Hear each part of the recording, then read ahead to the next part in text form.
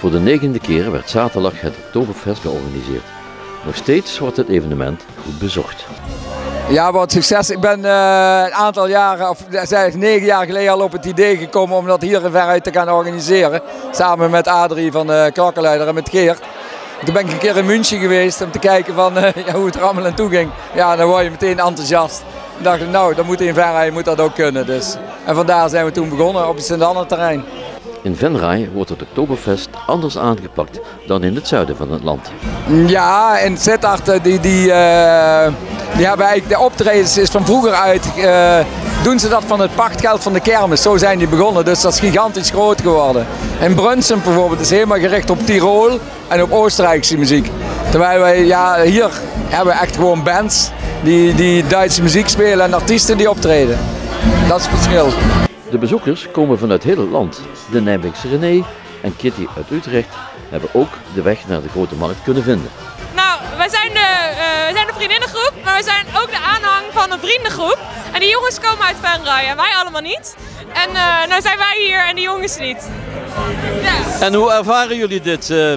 Ja, geweldig. Ja, ik vind het hartstikke leuk. We vieren ook elk jaar carnaval.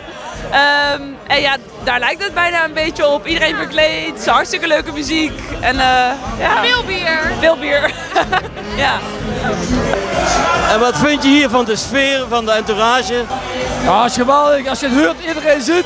De meeste duiken al weg, maar ze vinden het allemaal leuk. Het is één sfeer. Het is één geweldig. Alle nummers zijn leuk. Dus het is helemaal top. En in Utrecht en zo, is het daar nog niet overgewaaid? Er is wel het een en ander in Utrecht georganiseerd. Maar ja, de helft komt in Lederhoos en de andere helft niet echt. Ja, het ziet er niet heel enthousiast uit. Dit is echt, hier leeft het echt.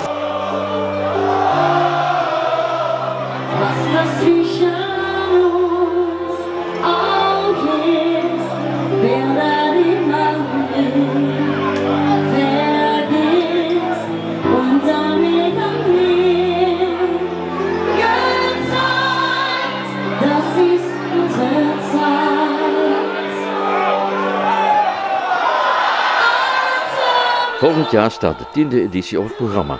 Peltzer wil er nog niets over loslaten, maar de bezoekers hebben wel wat kleine aandachtspunten.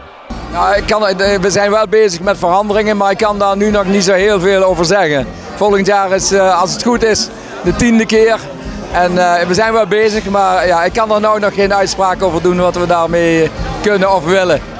De tent mag een beetje groter.